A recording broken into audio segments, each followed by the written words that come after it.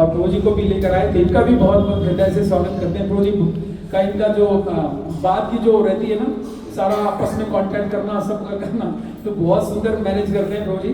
और साथ में ये आए हैं रुकने के लोग, तो इनका भी बहुत बहुत हृदय से स्वागत करते हैं। हरे कृष्णा। हरे कृष्णा। बहुत धन्यवाद सचिवपति प्रभु, बहुत धन्यवाद नित्यानंद प्रभु, आप सबका बहुत धन्यवाद। मुझे बहुत बड़ा पुरस्कार किया। नए साल की शुरुआत आप सब भक्तों के साथ हो रही है। हरि बोल। और यहाँ पे भी आता हूँ तो मेरा उत्साह बढ़ जाता है। आप सब भक्तों में इतना उत्साह है और आप सौभाग्यशाली हैं कि आपको सचिवपति प्रभु नित्यानंद प्रभु जैसे भक्तों का पूरे विश्व में सचिवपति प्रभु प्रसिद्ध हैं अपने शास्त्रों के अध्ययन के लिए।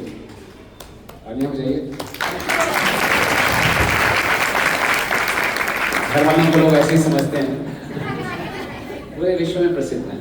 कि एक दिन में ऐसा नहीं आया, पिछले लगभग 23-24 सालों से दीक्षा के बाद 24 साल हो गए और एक दिन उन्होंने मिस नहीं किया जब उन्होंने पोगा की पुस्तकों को ना पढ़ा। एवरी डे कितने प्रसन्न होने से पढ़े। हरी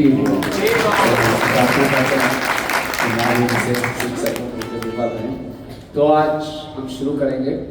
वैसे तो वैष्णवों के लिए ये नया साल ऐसा नहीं है, लेकिन वैष्णव तो मौका ढूंढते हैं मिलने का। रास्ते हर बुधवार तो आप लोगों की सभा होती है, तो चलो एक अच्छा मौका है कि हम चर्चा करें। ओम नमो भगवते वासुदेवाय।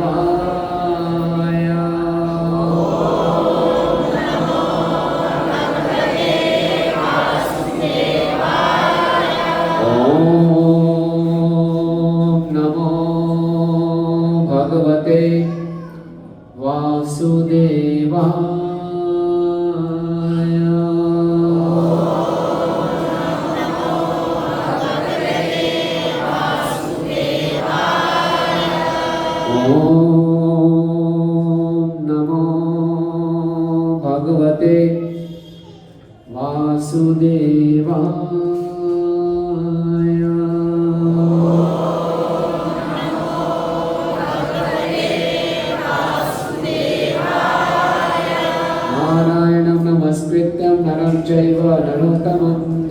सरस्वतीं व्यासं ततो जयमुदीरये। नष्टप्रायेषु भद्रेषु नित्यं भागवत सेवया भगवती उत्तम श्लोके भक्तिर्भवति नैष्ठिकी। कृष्णाय वासुदेवाय देवकी नंदनाय च नंदगोपकुमाराय गोविन्दाय नमो नमः। ओम अज्ञानतिमिरन्धस्य ज्ञानाञ्जनशलाकया चक्षुरुन्मिलितं येन तस्मै श्रीगुरुवे नमः। श्रीचैतन्यमनोभीष्टं स्थापितं येन भूतले स्वयं रूपा कदा मह्यं ददाति स्वपदान्तिकं। वन्देऽहं श्रीगुरो श्रीयुतापदकमलं श्रीगुरुन् वैष्णवांश्च श्रीरूपं साग्रजातं सहगण रघुनाथान्वितं तं सजीवं साद्वैतं सावधूतं परिजनसहितं कृष्ण चैतन्यदेवं श्रीराधा कृष्णपादां सहगण ललिता श्रीविशाखान्वितांश्च। हे कृष्ण करुणा सिन्धु दीनबन्धु जगत्पते गोपेश गोपिकान्त राधाकान्त नमस्तुते। तप्त कांचन गौरांगी राधे वृंदावनेश्वरी वृषभानुसुते देवी प्रणमामि हरिप्रिये। वाञ्छाकल्पतरुभ्यश्च कृपा सिन्धुभ्येव च पतितानां पावनेभ्यो वैष्णवेभ्यो नमो नमः। जय श्री कृष्ण चैतन्य प्रभु नित्यानंद श्री अद्वैत गदाधर श्रीवासादि गौर भक्तवृंद। हरे कृष्णा कृष्णा कृष्णा हरे हरे हरे राम राम राम हरे हरे। नमो विष्णुपादाय कृष्ण पृष्ठाय भूतले श्रीमते भक्ति वेदांत स्वामिनिधि नामिने। नमस्ते सारस्वते देवे गौरवाणी प्रचारिणे निर्विशेष शून्यवादी पाश्चात्य देशधारिणे।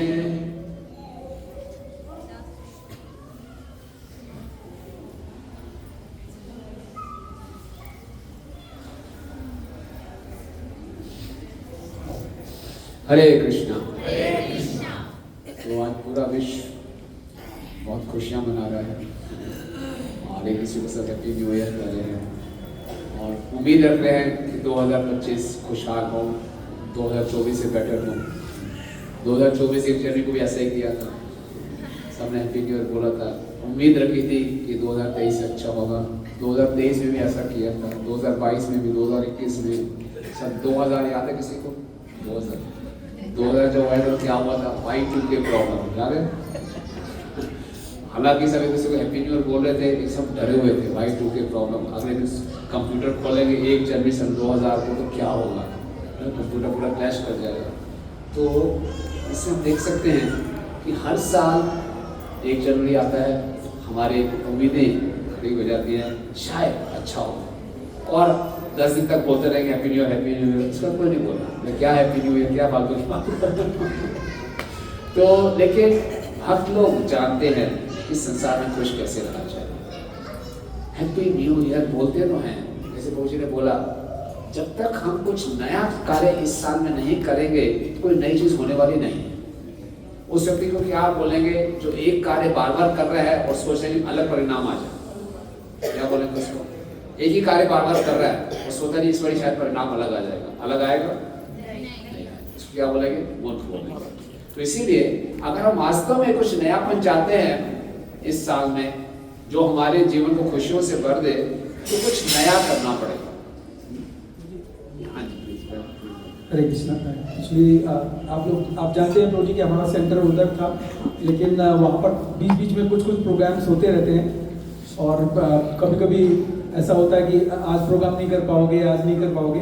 तो हमारे बीच में है सुशील मित्तल प्रभु जी, इनका घर बिल्कुल सामने ही है इसके। आज पिछले बार भी और इस बार भी इन्होंने हमें संरक्षण दिया और ये प्रधान है इस पूरे इस क्षेत्र के और इसका भी देख रेख करते हैं। तो इनका स्वागत करते हैं कि प्रभु जी का बल्कि माला पहना करके ये आज आए हैं हमारे प्रोग्राम में। और यस थोड़ी आप पहनाई माला।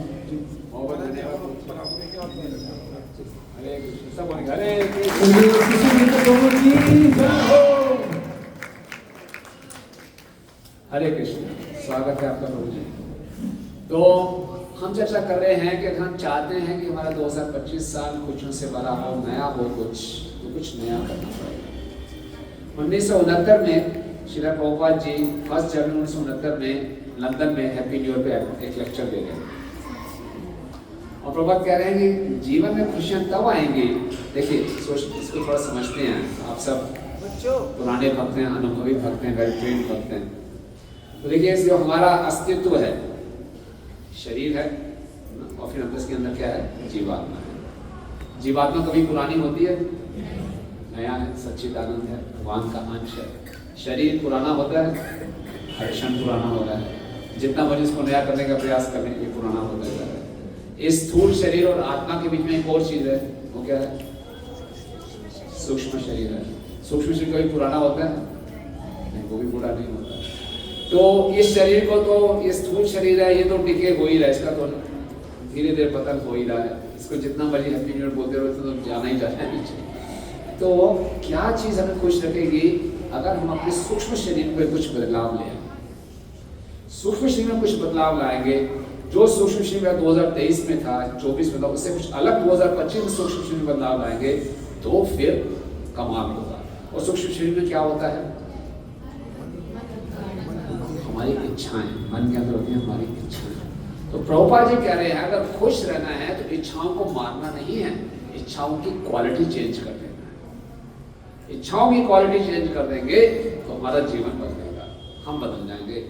फोन इंस्ट्रूमेंट सेम है, अंदर का सिम बदलना है तो चेंज होगा। सिम का मतलब क्या है? संस्कार इन माइंड।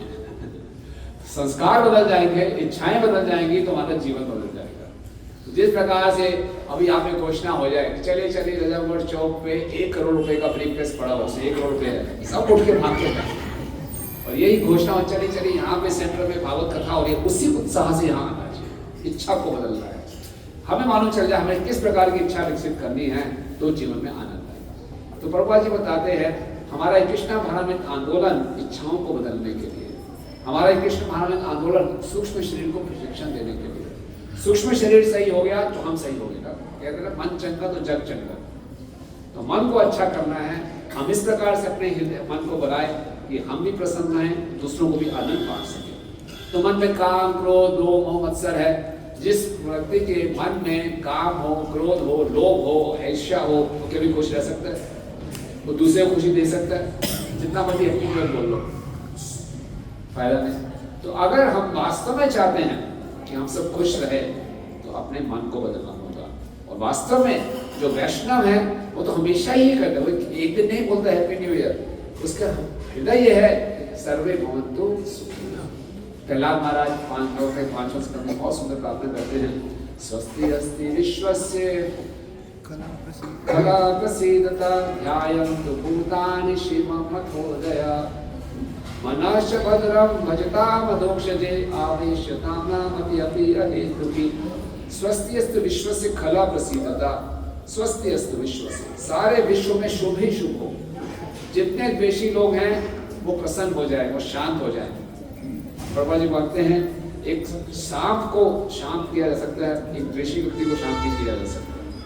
लेकिन वो प्रार्थना कर रहे हैं प्रहलाद महाराज, क्या संसार के सभी द्वेषी जीव मेरे को मिला के सब के सब शांत हो जाए। कैसे शांत होना चाहिए? मनश्च भद्रं भजताम अधोक्षजे। आप एक दूसरे के भले के बारे में सोचें। कैसे सोच पाएंगे? मन को भगवान की अहेतु की भक्ति में लगाकर। तो ये हमारा उद्देश्य होना चाहिए। तो आज मैं आपको, हर साल लोग बोलते हैं नए साल में कुछ रिजोल्यूशंस लेते हैं, हम सुबह जल्दी उठेंगे, ज़्यादा अध्ययन करेंगे, कम प्रजल्पा करेंगे, कम स्मार्टफोन देखेंगे, तरह तरह के हम रिजोल्यूशंस कई साल भर ले चुके हैं और हम सब जानते हैं रिजोल्यूशन कितने दिन चलते हैं।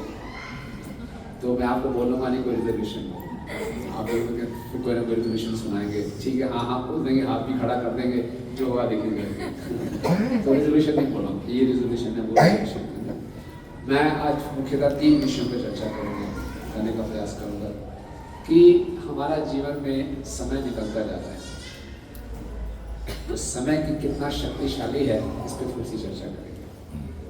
दूसरा, अगर समय इतना महत्वपूर्ण है और जल्दी से निकलता जा रहा है तो हमें भी अपनी लाइफ में कुछ रिपोर्टिंग होनी चाहिए, बैलेंस शीट बनानी चाहिए। एक साल जब होता है तो एक स्टूडेंट की बैलेंस शीट बनती है, रिपोर्ट बनती है, इसके इतना मार्क्स है, अगली क्लास में प्रमोट हुआ नहीं हुआ या फेल हो गया, ठीक है ना। एक बिजनेसमैन है वो भी बैलेंस शीट बनाता है। कितने लोग यहाँ पे बिजनेसमैन हैं? बनाते हैं, कितना मुनाफा हुआ, कितना नुकसान हुआ। कितने लोग यहाँ पे नौकरी करते हैं, नौकरी में जाते हैं और अप्रेजल होता है 1 साल का, जो हमारा एम्प्लॉयर है वो बोलता है आपने कितनी मेहनत की, किसी आपको प्रमोशन दे या ना दें, सब होता है ना।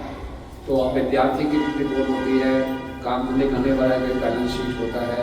इसी प्रकार से एक भक्त को भी बैलेंस शीट बनानी चाहिए कि मेरा पिछला साल कैसे बीता, साल के अंदर के बीच में 2-3 महीने बाद ही रिपोर्ट बनानी चाहिए, मेरा जीवन किस दिशा में जा रहा है, कितनी ग्रोथ हो रही है।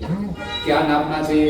एक विद्यार्थी तो ये नापता है कि मैं पढ़ाई में आगे बढ़ा कि नहीं, बिजनेसमैन ये नापता है कि बिजनेस में आगे बढ़ा कि नहीं, तो एक भक्त को ये नापना चाहिए कि मेरी चेतना में कितना विकास हुआ, मेरी कृष्णा भावना में विकसित हुई कि नहीं। तो मुख्यतः हम चर्चा करेंगे कि कैसे बैलेंस शीट बनाएं, चेतना का विकास हो और टाइम का प्रभाव क्या है, ठीक है ना। शीला प्रभुपाद जी के एक मित्र थे, उनका नाम था मिस्टर मोहता। मिस्टर मोहता जो थे वो बहुत धनी व्यक्ति थे, पाकिस्तान में रहते थे पार्टीशन से पहले, और उनका एक महल था। और पार्टीशन के बाद 1947 के बाद वो भारत में आए, उनके मकान में ही मोहम्मद अली जिन्ना रहते थे, प्राइम मिनिस्टर पाकिस्तान के थे, उस ऊंचे मकान में रहते थे, इतने धनी व्यक्ति थे।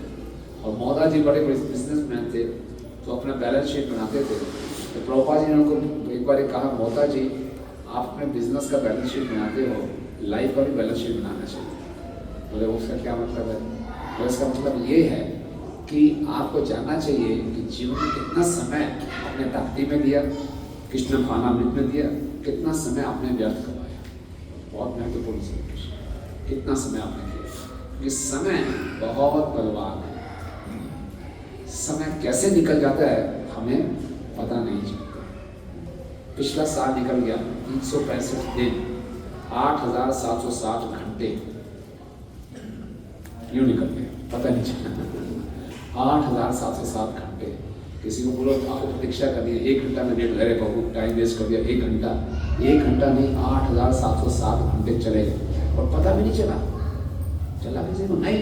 ऐसे हम 2024 में बैठे थे, अब 2025 2026 में होंगे। ऐसे कितनी विशेष बात है, कितनी तेजी से समय निकलता है। तो क्या किया जाए? तो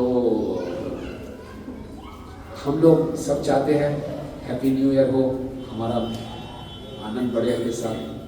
तो ये समझना पड़ेगा कि जो हमारे जीवन में आनंद है वो निर्भर करता है हमारी चेतना के ऊपर। लोग ये क्या समझते नहीं है, हैप्पी न्यू ईयर बोल रहे हैं, लेकिन कैसे खुश रहना ये पता नहीं। एक दूसरे को बोलने से हो जाएंगे क्या? एक स्टूडेंट पढ़ाई ना करे, बोले फर्स्ट आ जाओ, हो जाएगा क्या? नहीं। तो अगर जो हमारा आनंद है जीवन का वो हमारी चेतना पर निर्भर करता है।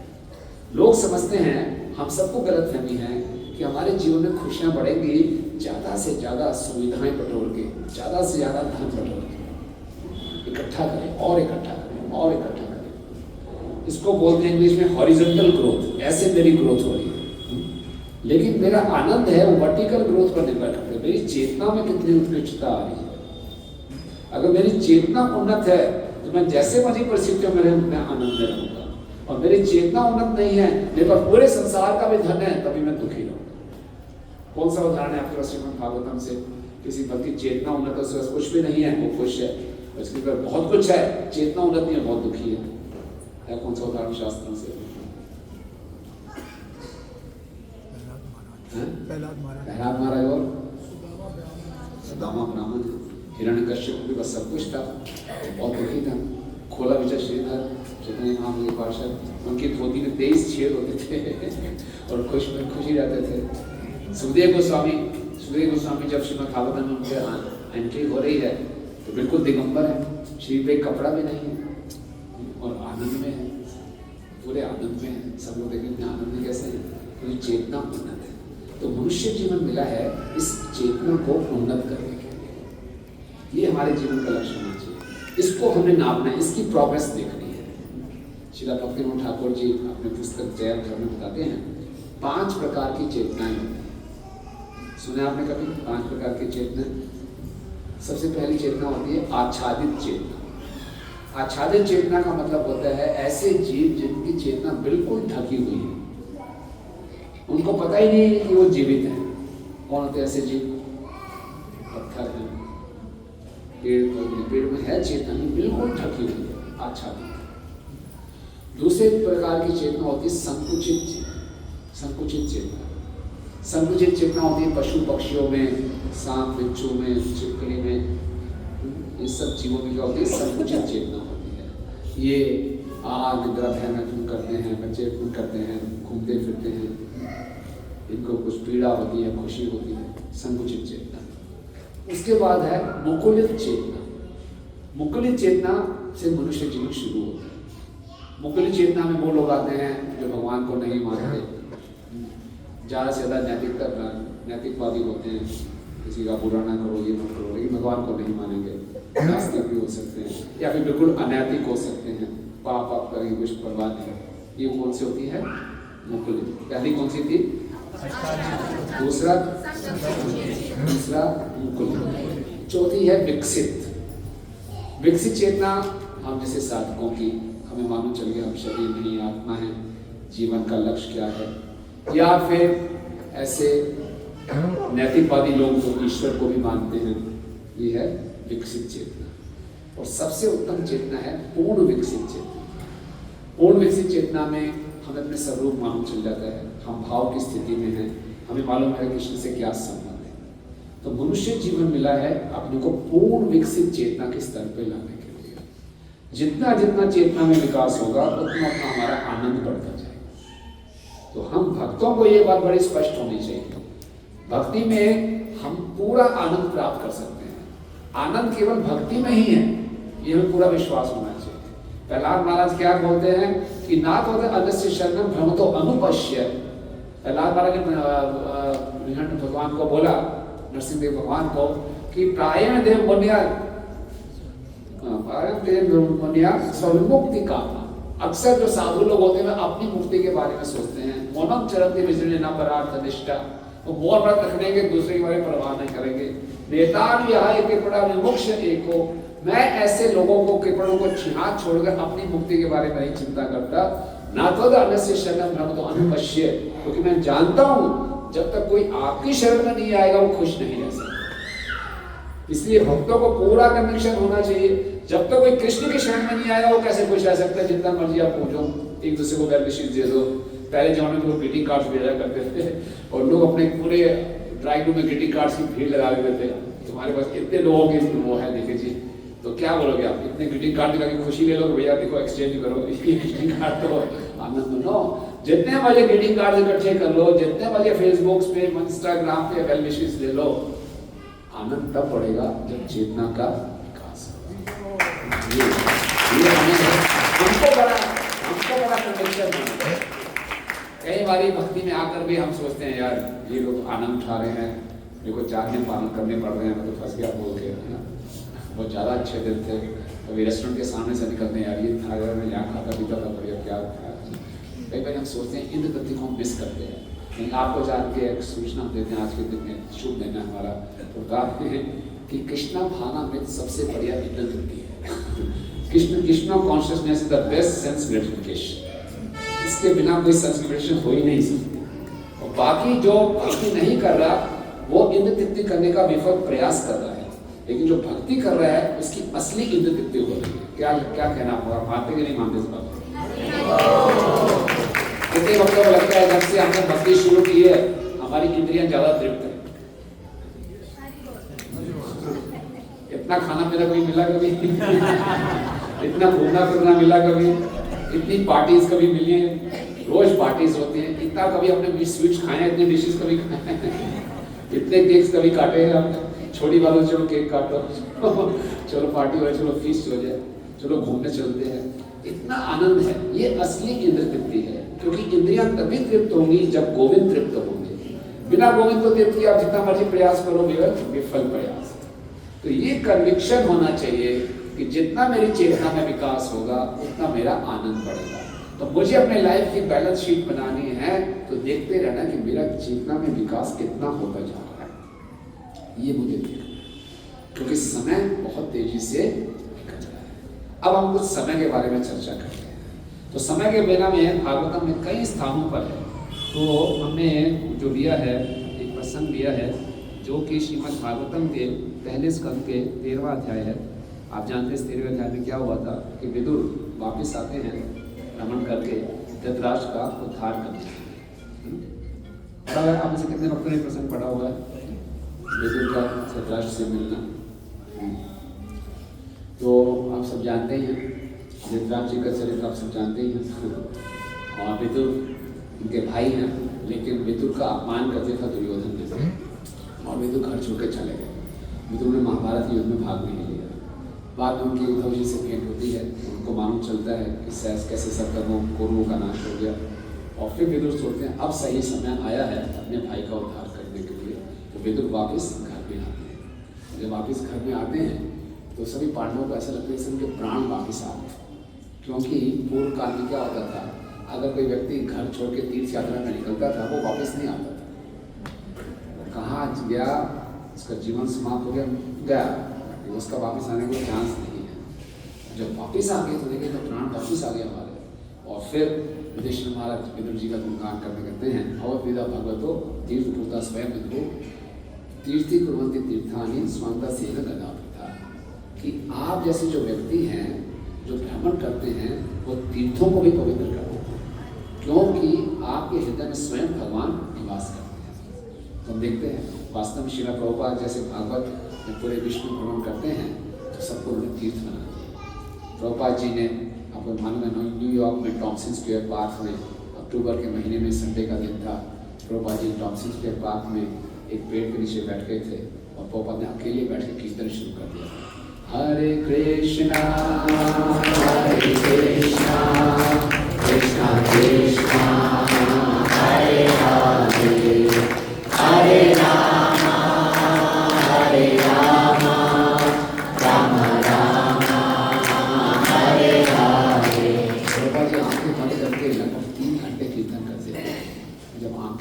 देखी तो आसपास भीड़ ही भीड़ थी और सब लोग नाच रहे थे और सारे हिप्पीज थे, कोई बांगो बजा रहा है, कोई कांगो बजा रहा है, उल्टे सीधे कपड़े डाले हुए हैं और सब नाच रहे हैं। प्रभुपाद हैरान हो गए, प्रभुपाद खड़े हुए, प्रभुपाद ने गाना शुरू किया, नाचने के सब नाच रहे हैं। वहाँ में जितने रिपोर्टर्स थे सब पूरे हेडलाइंस में आया कि क्या एकदम कमाल हो गया यहाँ पे।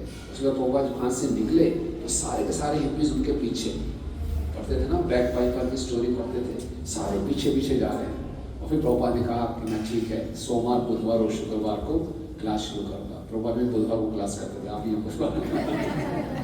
तो उसके बाद वहाँ पे आज भी आप जाएंगे, लोग बताते हैं न्यूयॉर्क में टॉमसन स्क्वायर पार्क है, उस पार्क जिस पेड़ के पीछे प्रभुपाद ने कीर्तन शुरू किया था, वहाँ पे गवर्नमेंट ने एक प्लेट लगा दी है कि हरे कृष्णा मूवमेंट इस पेड़ के नीचे से शुरू हुआ था।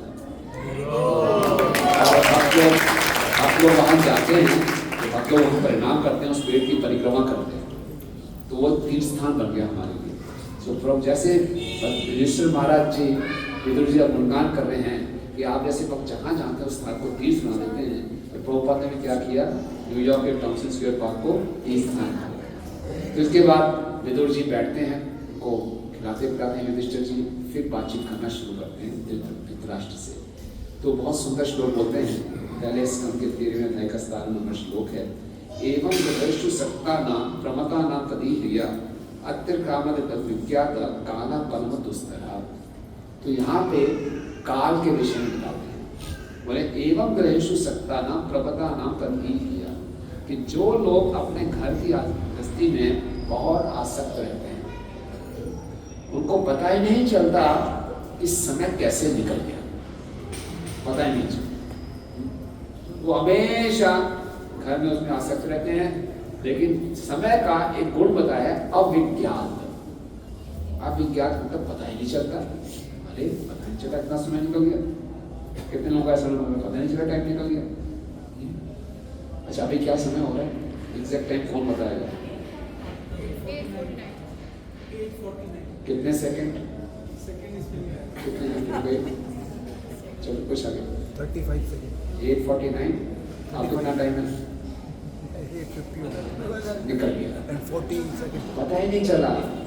हम इस संसार में टाइम बता ही नहीं सकते। लोग पूछते हैं क्या टाइम है, जैसे देखें वो टाइम निकल गया पता ही नहीं चला। ऐसे करते करते पूरा जीवन निकल जाता है, पूरा जीवन निकल जाता है। अविज्ञात, पता ही नहीं चलता। हम नाखून काटते हैं, नाखून बढ़ गया, हम शेव करते हैं, अरे फिर बाल आ गए। किसी बच्चे को कुछ सालों में बढ़े, इतने बड़े हो गए, हैरानी होती है, होती नहीं होती। किसी वक्त बोले अरे बाबूजी आप बड़े बदल गए, बाल इतने सफेद हो गए। रोज हमें पता नहीं चलता बाल सफेद हो रहे हैं, हमारे शरीर पे झुर्रियाँ पड़नी शुरू हो गई है। कोई हमें बहुत दिनों बाद देखे बड़ा चेंज नजर आता है। अविज्ञात, पता ही नहीं चलता कैसे हम सब काल की दाल में गल रहे हैं, धीरे धीरे धीरे, हमें पता भी नहीं चलता। हम इंजॉय कर रहे हैं, बहुत बढ़िया चल रहा है। हम सोचते हैं हम टाइम पास करेंगे। पहले आप ट्रेन में जाते थे, वो लोग मूंगफली पालते हैं, मूंगफली क्या बोलते हैं, टाइम पास टाइम पास तो हम टाइम पास करेंगे, टाइम हमें पास कर देते हैं, हमें पता भी नहीं चलता कहाँ टाइम हमारे से आगे निकल जाएगा, पता नहीं चलेगा। तो ये अविज्ञात है, बहुत खतरनाक है। तो हमें बहुत सावधान रहना चाहिए कि टाइम का कैसे उपयोग करना है हमें। जैसे कि टाइम के पास, समय के पास इतना समय नहीं है कि दोबारा हमें समय दे समय निकल गया। समय हमें नहीं दिखाता, लेकिन हमें समय बहुत कुछ दिखा देता है। समय बहुत बलवान है और हमारा पूरा जीवन आश और काश में निकल जाता है।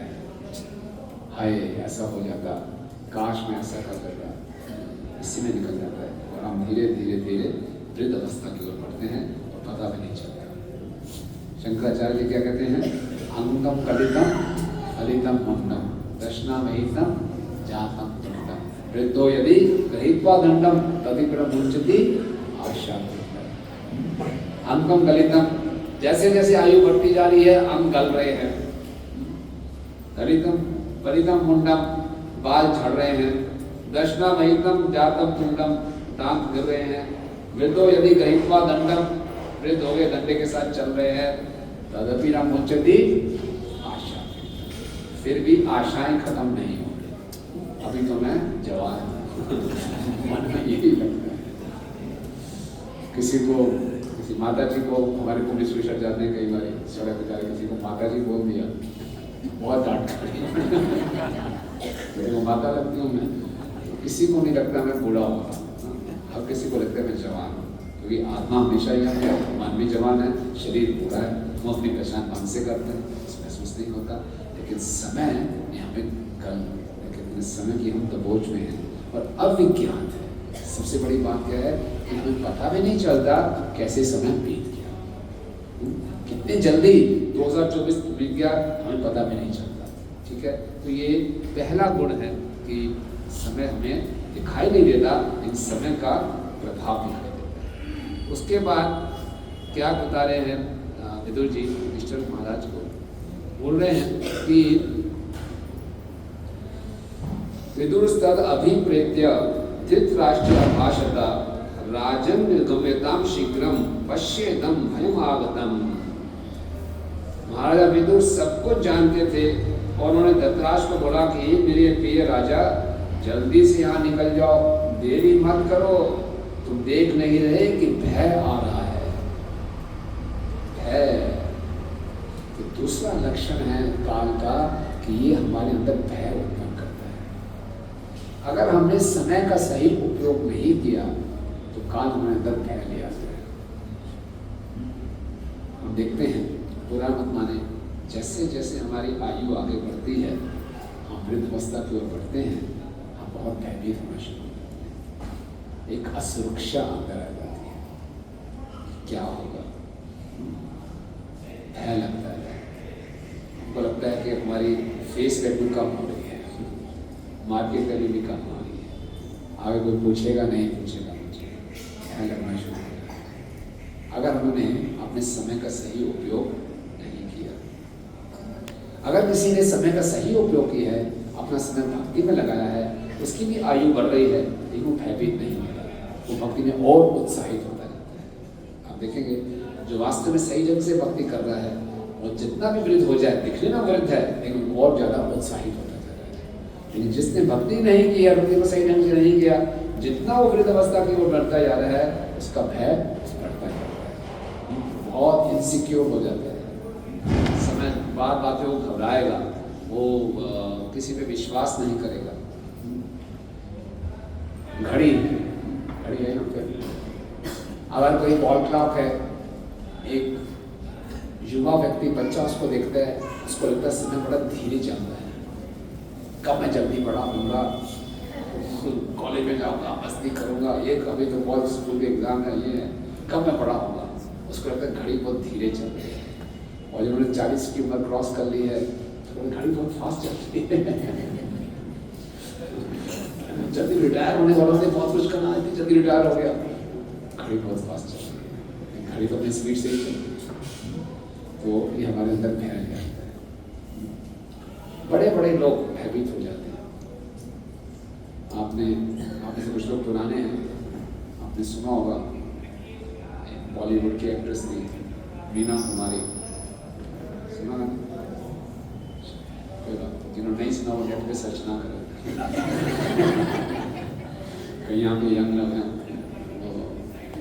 तो मीना कुमारी इतनी प्रसिद्ध एक्ट्रेस थी 60s और 70s में, बड़े बड़े हीरोज के आगे टिकते नहीं थे, दिखने में बहुत सुंदर थी, डायलॉग भी कोई बहुत बढ़िया थी। इसका व्यक्तिगत जीवन बहुत उल्टा सीधा, बहुत दुखी थी, बहुत परेशान, और इसकी इतनी फैन फॉलोइंग थी। एक बार किसी फिल्म की शूटिंग के लिए मध्य प्रदेश में पूरी की पूरी टीम जा रही थी, तो रास्ते में गाड़ी खराब हो गई, तो डायरेक्टर प्रोड्यूसर ने क्या किया, वहीं पे कहीं जंगल में कैंप डाल के सबको जगह देते, और तभी वहाँ पे डाकू आ गए। मध्य प्रदेश जंगल की घाटी में डाकू होते थे, तो डाकू आ गए, बड़ा खूंखार डाकू था उस समय का, और सब डाकुओं ने घेर लिया। और जिस कैंप में मीना कुमारी अकेले रह रही थी, उसमें डाकुओं का सरदार घुस गया। सब डरे हुए, रात का टाइम है, अकेली मीना कुमारी और वो डाकुओं का सरदार खूंखार, और उसी धीरे धीरे उसके पास गया। सब सोचा कुछ भी कर सकता है, बलात्कार कर सकता है, मार सकता है, क्या करेगा पता नहीं। और उसके अंदर खंजर निकाला, खंजर लेके मीना कुमारी के पास जा रहा और वो भी डर के काम किए और पास जाके उसने इस खंजर को मीना कुमारी के हाथ में पकड़ा दिया और अपने कुर्ते को ऊपर किया, मतलब ऑटोग्राफ और मीना कुमारी ने डरते डरते कांपते हाथ से साइन किया। उस समय मेरा एक सेल्फी कर दिया, सेल्फी कीजिए। उस समय ये होता मीना कुमारी से मिल के आया हूँ तो सेल्फी खींचा तो आसान काम। तो यही मीना कुमारी जिसके लोग इतने पागल थे, पागलपन की हद है। उस डाकू के सदा से सारे लोग डरते थे, वो कितना पागल था एक स्त्री के लिए। तो वही मीना कुमारी ने शरीर छोड़ा था और वो इतनी दारू पीती थी, उसका लीवर खराब हो गया था और बॉम्बे के नर्सिंग होम में अकेले पड़ी थी, कोई उसको देखने नहीं था। बड़ा तड़प के उसने शरीर छोड़ा और कुछ महीने पहले उसकी पिक्चर रिलीज हुई थी जो सुपर हिट। पिक्चर देखने सब जा रहे हैं लेकिन हॉस्पिटल में से मिलने कोई नहीं आता।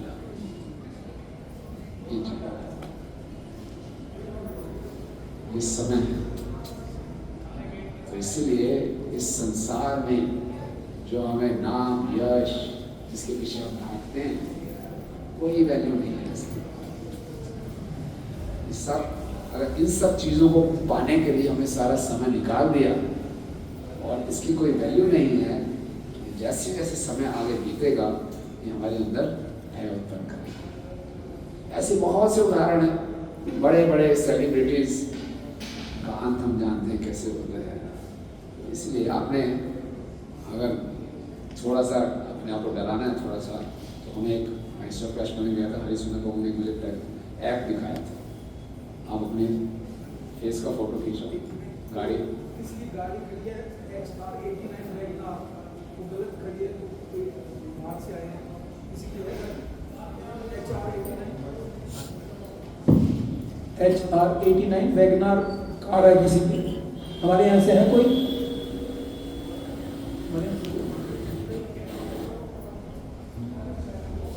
तो एक ऐप था उनके मोबाइल पे, तो आप अपने चेहरे की फोटो खींचो और अभी आपकी एज 40 वर्ष है, 25 वर्ष बाद आप कैसे दिखोगे? 30 वर्ष बाद आप कैसे दिखोगे? डर जाओगे आप देख के, डर जाओगे, सोचिए जी ऐसा बिल्कुल अजीब सी शक्ल हो जाएगी। तो समय हमारे अंदर भय उत्पन्न करता है अगर हम इस समय का सही उपयोग नहीं किया। अगर समय का सही उपयोग करते हैं तो व्यक्ति कोई भयभीत नहीं। परम पूज्य जयप्रकाश स्वामी महाराज कई भक्तों का संघ था डेट्रॉइट में अमेरिका में। तो जयप्रकाश स्वामी महाराज स्टेज में आते हैं और बड़े खुले से बोलते हैं। मैंने मुझे स्ट्रोक हो गया था इसलिए मैं सही ढंग से बोल नहीं पाता। मेरा किडनी का भी ट्रांसप्लांट हुआ, मेरे लीवर का भी ट्रांसप्लांट हुआ, मेरा स्किन कैंसर का ट्रीटमेंट चल रहा है, but I am very very happy. ऐसा कोई व्यक्ति बोल सकता है? ऐसा कोई व्यक्ति बोल सकता है जिसकी इतनी बीमारियां चल रही हो, ऐसे वृद्ध अवस्था के ऊपर रहा हो, नहीं बोले हम बहुत खुश, कोई भय नहीं। इसलिए समय का दूसरा लक्षण क्या है? भय। पहला लक्षण क्या था? अविज्ञान, पता नहीं चलता कैसे समय बीत गया। इसके बाद फिर से वेदों जी आगे बताते हैं कि प्रतिक्रिया न यस्येह कुतश्चित् करिचित् प्रभो सा ईश भगवान काला सर्वेषां न समागता। पिछले श्लोक में उन्होंने धृतराष्ट्र को राजा बोला था, राजा, हालांकि राजा थे नहीं वो। राजा का मतलब होता है कि वो सबको नियंत्रित कर सकते हैं। और धृतराष्ट्र सोच रहे थे कि ठीक है ये समय है, मेरे अंदर भय उत्पन्न करेगा। तो जब भी धृतराष्ट्र समस्या में होता था वो विदुर से पूछा, विदुर कुछ बताओ ना क्या करना है इसका उपाय। तो विदुर ने अगले श्लोक बोले प्रतिक्रिया ना यस्य, ये राजा इसको कोई प्रतिक्रिया नहीं हो सकता, इसको कोई रोक नहीं सकता। और कोई भी संसार में राजा नहीं है, हम सब काल के दास हैं, काल के सेवक हैं, काल के नियंत्रण में हैं। बोले ऐसी कोई प्रतिक्रिया नहीं हो सकती। और ये क्या है? सात्येश भगवान काला सर्वेषां न समागता। ये स्वयं भगवान, भगवान गीता में कहते हैं कालो अस्मि, और ये सबको आलिंगन करता है, किसी को नहीं छोड़ेगा। काल के प्रभाव में हर कोई है इस संसार में, क्योंकि स्वयं भगवान है। तो इसका तीसरा लक्षण है कि काल से कोई नहीं बचेगा। कोई काल क्यों है? स्वयं भगवान की एक शक्ति है, भगवान की विनाश करने वाली शक्ति है, डिस्ट्रक्शन पोटेंसी है भगवान की। तो बड़े बड़े लोग, श्री प्रभुपाद जी कहते हैं, बड़ी बड़ी सल्तनत चले गए, बड़े बड़े लोग चले गए, तो हम किस खेत में पहुंच गए? प्रभुपाद फ्रांस में गए थे, तो फ्रांस में कहावत थी, Napoleon is France, France is Napoleon. Napoleon he France है, फ्रांस ही नेपोलियन है। प्रभुपाद ने कहा फ्रांस तो अभी है, यहाँ पे नेपोलियन कहाँ है? सब चलता रहेगा। हमें गलत फहमी है कि मेरे पीछे से कुछ नहीं होगा, क्यों, कौन संभालेगा, क्या होगा? कोई नहीं होगा। प्रभुपाद से मिलने के लिए एल्फ्रेड फोर्ड आए, जो अभी आज का नाम ब्रिश फोर्ड। तो एल्फ्रेड फोर्ड जो थे, फोर्ड परिवार से थे, फोर्ड मोटर्स के। तो भक्तों ने बताया Prabhupada is Alfred Ford is grandson of Henry Ford, है फोर्ड मोटर्स के मालिक। प्रभुपाद को ज़्यादा प्रभावित नहीं हुए। प्रभुपाद ने एल्फ्रेड फोर्ड की आंखों में आंखें डाली, बोला where is Henry Ford now? Henry Ford कहाँ है? ये वाक्य सुनते ही एल्फ्रेड फोर्ड का पूरा जीवन बदल गया। और वास्तव में हेनरी फोर्ड है, हमें नहीं पता कहाँ है, किस योनि में, ये भी नहीं पता। तो इसीलिए समय किसी को नहीं छोड़ेगा, समय सबका आलिंगन करेगा, क्योंकि समय की कोई प्रतिक्रिया नहीं है, कोई इसको रोक नहीं सकता। रुक जाओ, रुक जाओ। मनन आता है कि एक बार भीम और युधिष्ठिर थे, तो भीम ने कुछ काम बताया युधिष्ठिर को, युधिष्ठिर ने बोला अच्छा हम कल कर लेंगे। जैसे ही सुना भीम ने नाचना शुरू कर दिया, तो क्यों नाच रहे हो? मेरे भैया ने समय विजय प्राप्त कर लिया, उनको पूरा विश्वास है कल तक ये जीवित रहे। इसीलिए ये समय का तीसरा गुण है क्या? इसमें भगवान की शक्ति है, इसकी कोई प्रतिक्रिया नहीं है, कोई नहीं रोक सकता। इसलिए हमारा पूरा का पूरा अहंकार, कहते हैं हम देखेंगे बहुत सुंदर फिल्म अभिनेत्री होंगी, अभिनेता होंगे, अभी देखने में बहुत सुंदर लग रहे हैं, और बाद में जब वृद्ध अवस्था में होते हैं कोई उनको पूछता नहीं है, थोड़ी हालत होती है, और इसकी प्रतिक्रिया से कोई रोक नहीं सकता। आजकल संसार में एंटी एजिंग बहुत चल रही है, इस समय के प्रभाव से हम बच जाए, हमेशा युवा दिखें। प्लास्टिक सर्जरी हो रही है, और लोग जिनके बाल उड़ जाते हैं उसमें बाल उगाने का प्रयास कर रहे हैं, एक एक बाल हजारों रुपए का पड़ता है। इतने इंजेक्शन लगाते हैं शायद एक बाल उग जाए, जितना मर्जी प्रयास करें, समय को वहाँ रोक नहीं सकते। तो ये तीसरा गुण बताया। फिर चौथा गुण बता रहे हैं, हम जल्दी से चल रहे हैं कि ये चेवाभिपन्नोयम प्राणे प्रियरभि जना सत्य विज्यते किमुत्तन्नानि धनादि। ये जो समय है ये हमारे प्राणों को हर लेगा, तो फिर हमारा धन, हमारी संपत्ति, हमारे रिश्तेदार, इसका क्या कहना? जब हम ही नहीं रहेंगे तो बाकी सब क्या रहेंगे? तो इसीलिए क्या करना है? समय का सही उपयोग करना है। आप खुद ही सोच लीजिए, अपने आप कोई रिजोल्यूशन लेना लीजिए कि समय बहुत बलवान है। 2024 तो निकल गया, अब 2025 कैसे निकालना है ये भी सोच लीजिए। एक एक क्षण बहुत कीमती है। तो भक्त लोग क्या कहते हैं? भक्त लोग बहुत बुद्धिमान हैं, वो अपने समय का हमेशा सही उपयोग करते हैं। आयु हरति वे पुंसा उत्त्यंत असंचयन सो कस्य क्षणा नीता उत्तम श्लोक वार्तया। सूर्य के उदय और सूर्य के अस्त होने में आयु हार ली जाती है। हम सुबह एक दूसरे को बोलते हैं गुड मॉर्निंग। गुड मॉर्निंग क्या? एक दिन खत्म, एक दिन हम और मृत्यु के निकट चले गए, ये हम महसूस नहीं करते, इसलिए बोलते हैं गुड मॉर्निंग, हर एक दिन निकल गया। लेकिन जिसने क्या किया, तस्य नीता क्षणा नीता उत्तम श्लोक वार्तया, जिसने समय का उपयोग भगवान के श्रवण कीर्तन में किया है, उसके ऊपर समय का प्रभाव नहीं पड़ता। ठीक है, अगर हम पूरा दिन हम क्या करते रहे, हरे कृष्णा कृष्णा कृष्णा हरे हरे, हरे राम राम राम हरे हरे, तो करेंगे तो हमारे में समय का प्रभाव नहीं पड़ेगा। हरि बोल। ये बात कैसे करने समझना, भक्त तो बूढ़े नहीं होते,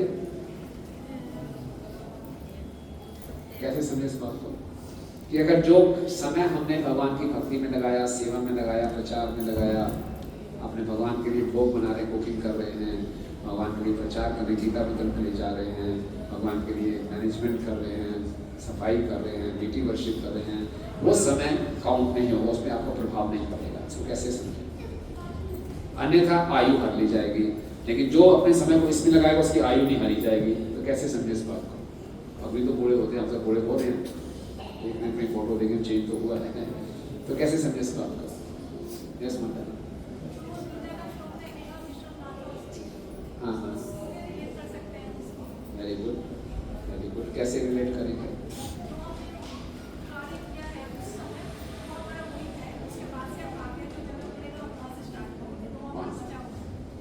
वेरी गुड, बहुत अच्छी बात है। थोड़ा और बिल्कुल ठीक दिशा में सोच रहे हैं आप। और कैसे समझे? भक्ति में काउंट हो गया, अच्छी बात है, वो हमारा परमानेंट क्रेडिट हो गया। लेकिन हमारे पे समय का प्रभाव नहीं पड़ रहा, हमारी आयु नहीं हरी जा रही है। आयु तो हरी जा रही है, आयु तो अमृत तो हो रहे हैं, इसको कैसे समझे?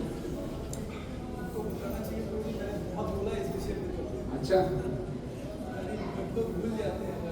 इन्वेस्टमेंट, जैसे इन्वेस्टमेंट करते हैं, इन्वेस्टमेंट है, वेरी गुड।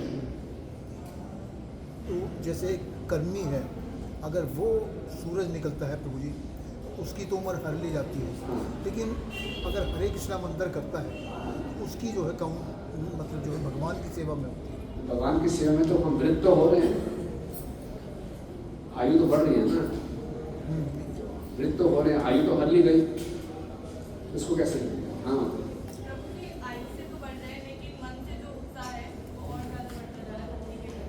ठीक है,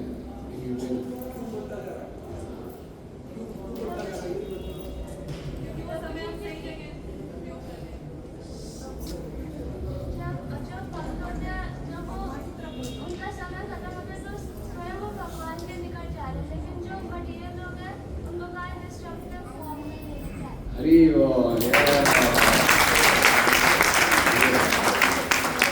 The youngest devotee. Very good, very intelligent, बहुत good. Yes. जो व्यक्ति समय भक्ति में नहीं बिता रहा, उसकी आयु हर ली जा रही है, वो मृत्यु की तरफ जा रहा है, उसको कोई नहीं रोक सकता, मृत्यु की तरफ जाएगा, उसको काल निकल रहा है। लेकिन उस समय का उपयोग हमने भगवान की भक्ति में किया, दिखने में भक्त वृद्ध हो रहा है, लेकिन वो मृत्यु की ओर नहीं जा रहा, वो भगवत धाम की ओर जा रहा है। अगर मृत्यु की ओर जाएगा, जातस्य ध्रुव मृत्यु ध्रुव जन्म मृतस्य च, जो मृत्यु को जा रहा है उसका दोबारा से जन्म होगा, लेकिन जो भगवत धाम जा रहा है उसका क्या जन्म होगा? सीधा भगवान के धाम में जाएगा।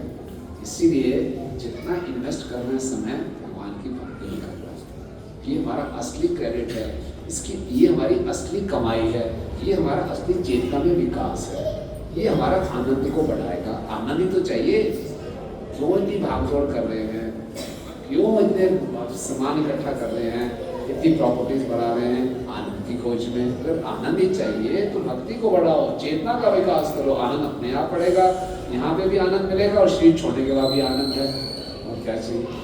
ठीक है ना। एक भागवत में 11 स्कंध में बहुत सुंदर श्लोक आता है, भगवान उद्धव जी को बता रहे हैं, एषा बुद्धिमता बुद्धि मनीषाम च मनीषिणाम यत् सत्यम अनुदेह मार्ते माम अमृतम। बोले जितने भी लोग हैं संसार में, सबसे बुद्धिमान व्यक्ति कौन है? भक्त है। जितने भी स्मार्ट लोग हैं, सबसे स्मार्ट व्यक्ति कौन है? भक्त है। ऐसा क्यों भाई? क्योंकि भक्त जानता है return on investment, come investment करूं ज्यादा रिटर्न, उसी को स्मार्ट बोलोगे ना, कम लगाऊं ज्यादा पाऊं। तो भक्त लोग कम लगाते हैं, ज्यादा पाते हैं। भगवान क्या बता रहे हैं?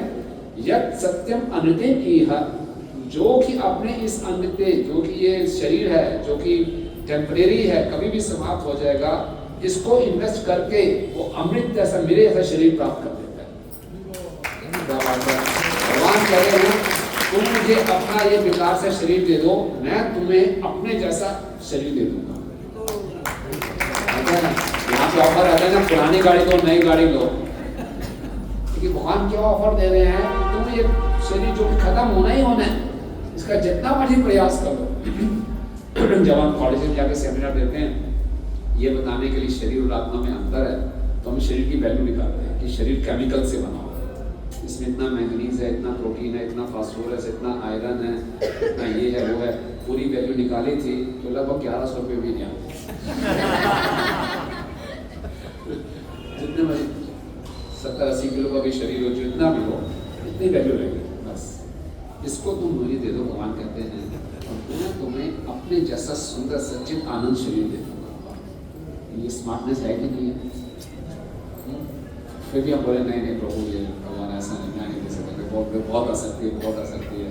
भगवान कहते हैं मैं बता रहा हूँ, ये शरीर दूंगा साथ में सारे आभूषणों के साथ। और बताओ, सारा बाजूबंद मुकुट सब दोस्तों मणि सबके साथ दूंगा। फिर नहीं नहीं नहीं नहीं मैं जाने लगे। भगवान कह रहे ऐसा करो यार, पूरा शरीर अपने पास रखो, एक शरीर का अंग दे दो बस एक अंग दे दो। कौन सा? मन और बुद्धि, मन भी अपने पास रखो, जो सोचना सोचते हो, चेतना, वो भी रखो। हाँ? बुद्धि, बुद्धि, बुद्धि अपने पास, मुझे नहीं चाहिए बुद्धि। जीवा, जीव दे दो बस। जीव से जो कार्य करते खाते हो और बोलते हो, हमेशा मेरा प्रसाद पाओ और क्या बोलो, हरे कृष्णा कृष्णा कृष्णा हरे हरे, हरे राम राम राम हरे हरे। तो अब सोचिए हमने क्या रिजोल्यूशन लेना चाहिए कि नहीं लेना चाहिए, और किस प्रकार से अपने समय का उपयोग करना है। और हम लोग बहुत सौभाग्यशाली हैं, बाबा जी के साथ मिलन में हैं, और हमें मालूम है कि जीवन का सही उपयोग कैसे किया जा सकता है। लेकिन फिर भी अपनी पुरानी गंदी आत्माओं के कारण, गलत संग के कारण, और हमारे पास ये हमारा एक असूल है, इसको हमेशा अपने साथ में रखते हैं, इसके बिना हमारा जीवन अधूरा है। ये हमारा इतना समय ले लेता है, फिर हम बाद में पछताते हैं। बस ऐसे ही समय निकल जाता है। क्या क्या लक्षण थे समय के? पहला क्या था? अविज्ञान। दूसरा क्या था? है। तीसरा क्या था? भगवान की शक्ति है, सा ईश्वर भगवान का। कोई और चौथा क्या है? ये हमारे प्राणों को सब कुछ खा लेता है, कुछ नहीं बचेगा। इसीलिए काल का सही उपयोग करना है। भगवान की भक्ति में जितना चेतना का विकास होगा उतना हमारे जीवन में आनंद आएगा, तब हम खुद भी प्रसन्न रहेंगे और दूसरों को प्रसन्नता दे सकेंगे। इसलिए इस भक्ति करनी भी है और उसका खूब प्रचार भी करना है, ताकि हम लोग इस मनुष्य जीवन को व्यर्थ में ना करें।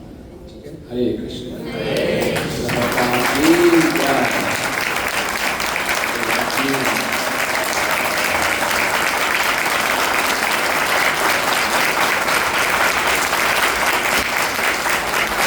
Questions, comments, corrections?